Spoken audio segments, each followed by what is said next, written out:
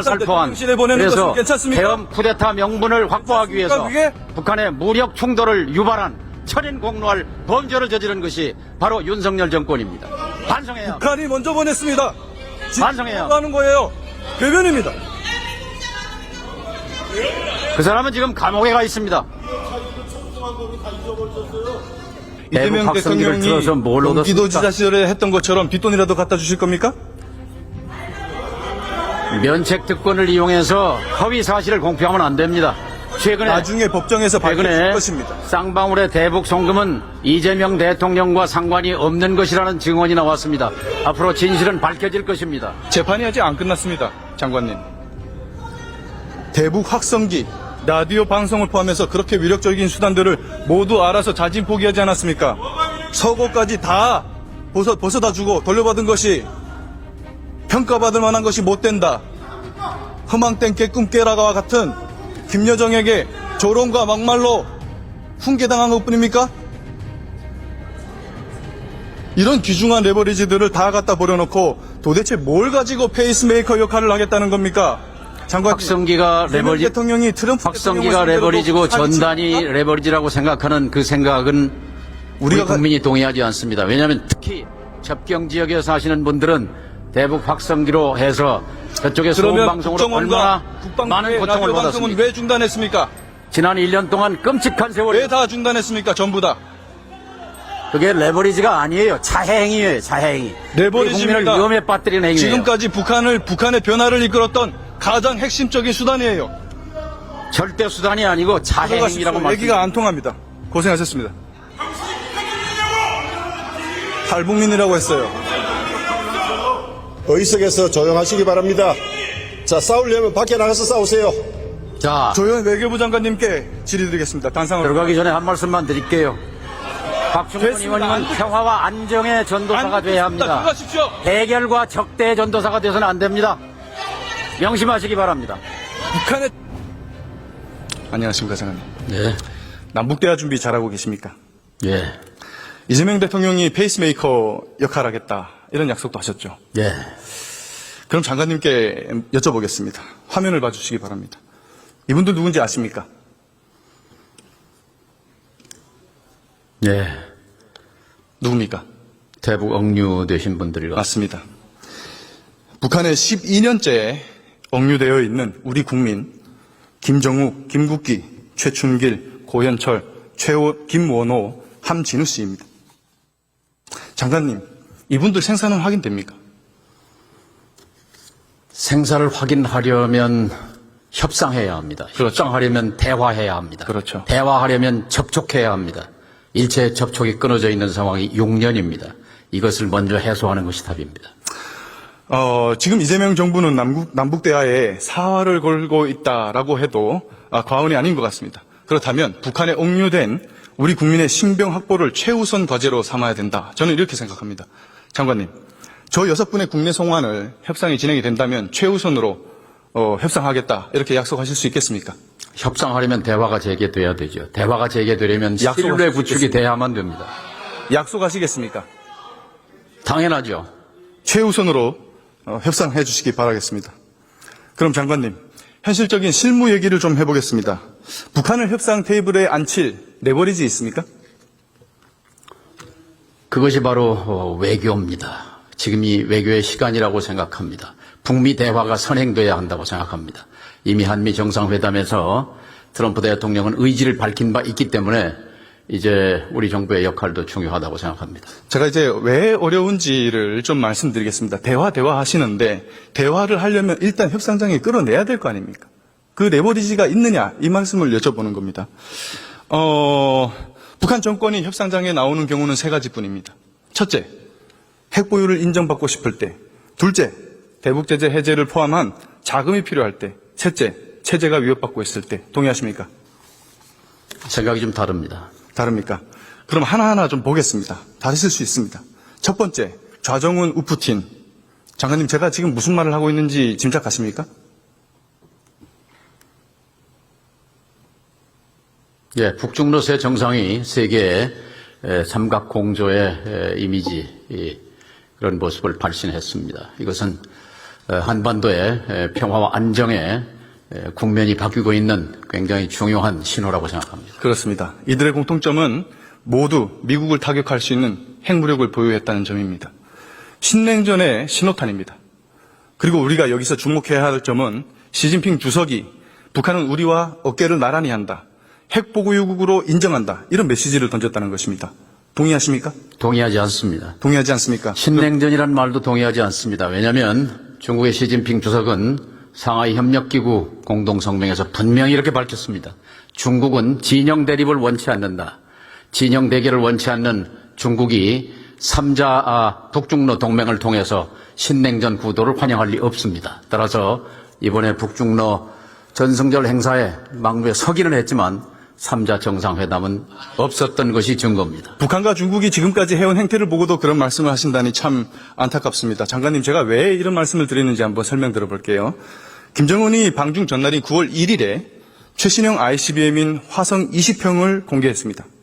추진력이 무려 200톤 F를 초과하는 괴물 엔진입니다. 이것과 비교되는 것들로는 중국의 둥펑 61과 러시아의 사르맛입니다. 둥펑 61은 80주년 열병식의 하이라이트였죠. 사르맛은 러시아의 최신형 ICBM으로 1단 엔진 추진력이 딱 200톤 정도 됩니다. 핵탄두는 최대 15개까지 장착할 수 있습니다. 이게 뭘 의미하겠습니까? 북한이 중국, 러시아와 대등한 최정상급 다탄두 ICBM을 손에 놓을 날이 얼마 안 남았다. 이런 말입니다. 15개는 아니고요. 우리 군의 전문가들은 6개를 탑재가 제가 가능한 말씀드린 것은 다탄두 러시아의 ICBM 사르맛 화성 기준입니다. 20형이라고 분석합니다. 이것과 유사 스펙입니다. 북한과 대화하겠다라는 정부 부처의 수장이라고 하면 이런 것들을 꼼꼼하게 이 의미가 무엇인지 해석하고 그에 대한 대응책을 세워야 할 것입니다. 현실이 이렇기 때문에 시진핑이 김정은을 나란히 앉힌 겁니다. 김정은은 굳이 미국으로부터 핵 보유를 인정받을 니즈가 없다. 이런 얘기입니다. 첫 번째 조건이 성립이 안 되죠. 그럼 두 번째 조건은 어떻겠습니까? 북한이 러시아 파병으로 벌어들인 돈이 얼마인지 아십니까? 국방연구원의 한 박사 연구에 따르면 200억 불로 추정합니다. 28조 7천억 정도 우리 1,400원 환율 계산하면 그렇게 그 정도 되겠죠. 되죠. 국방연구원 결과입니다. 북한의 GDP가 40조니까 이게 얼마나 큰 돈인지 장관님 짐작이 가시죠. 북한 입장에서. 어마어마한 돈이죠. 그렇죠. 북한 경제로 봐도. 결국 북한은 제재 해제, 그러니까 외화 수입에 대한 제재 해제를 통한 외화벌이에 목맬 이유가 없다는 겁니다. 그렇다고 어찌 해서 생각하십니까? 인민생활 향상까지 이어진 것은 아닙니다. 북한은 일부러 인민생활을 향상시키지 않습니다. 왠지는 아실 겁니다. 어떻게 하실 생각이십니까? 이런 상황에. 돈도 필요 없는데. 뭘 물으신 겁니까? 어떻게 대화에 끌어내실 거냐고 여쭙는 겁니다. 대화는 끌어내서 하는 것이 아닙니다. 상대를 존중하고 인정할 때 스스로 걸어나와서 협상 테이블에 앉는 겁니다. 국어라고 애고라면 되는 겁니까? 세 번째 조건은 어떻습니까? 장관님. 북한이 지금 체제 위협을 느끼고 있습니까? 북에게 대한민국 자체가 최대의 위협입니다. 아까 28조가 큰 돈이라고 했지만 남쪽의 국방비가 66조입니다. 그리고 북한의 GDP가 40조인데 대한민국의 GDP가 2,000조입니다. 남한의 존재 자체가 그들에게는 위협인 셈입니다. 장관님은 지금 진실을 호도하고 계십니다. 우리가 먼저 도발한 적 있습니까? 지금까지 모든 도발은 북한에서 먼저 했습니다. 먼저 도발한 적이 있죠. 언제 했습니까? 말씀해 보십시오.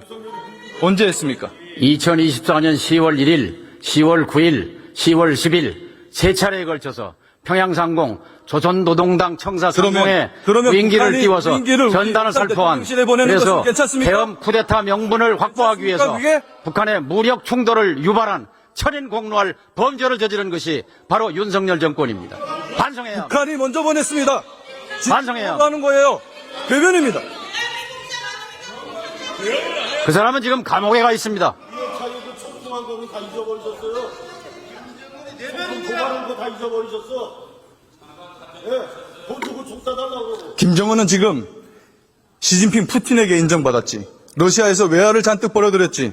거기다가 눈에 가시 갔던 대북 심리전 수단도 다 중단됐지. 부족한 게 없다는 얘기예요. 어떻게 끌어내실 겁니까?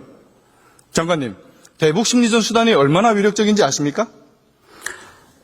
박충권 의원님의 그런 분석도 가능합니다. 그러나 반대 시각도 있을 수 있습니다. 그러니까 중국과 북중 관계와 북러 관계를 다진 뒤에 예를 들면 화성 20형을 9월 1일 날 베이징을 출발하면서 공개한 사실과 돌아와서 일주일 뒤에 9월 8일 이 고체 엔진 분사 시험을 참관한 것을 굳이 공개한 그 목표가 어디 있다고 생각하십니까? ICBM은 15,000km 나갑니다. 한국과 일본이 대상이 아닙니다.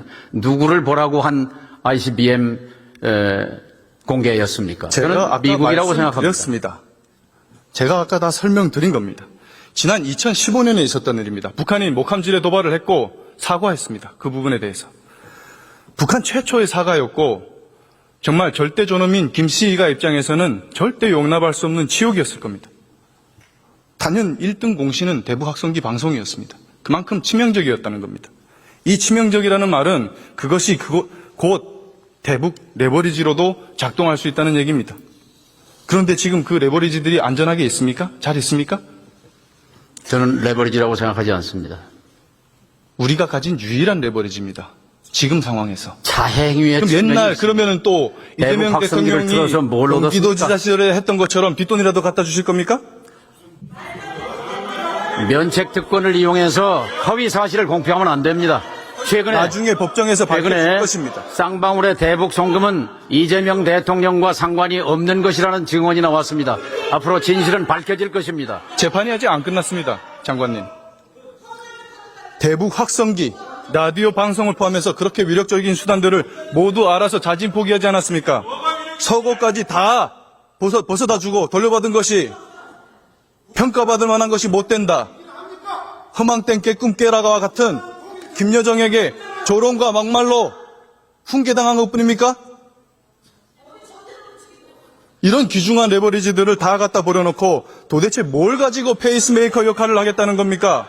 장관님, 확성기가 대통령이 트럼프 확성기가 레버리지고 전단이 레버리지라고 생각하는 그 생각은 우리 국민이 동의하지 않습니다. 왜냐하면 특히 접경 지역에 사시는 분들은 대북 확성기로 해서 저쪽에 소음방송으로 얼마나 많은 고통을 받았습니까? 왜 중단했습니까?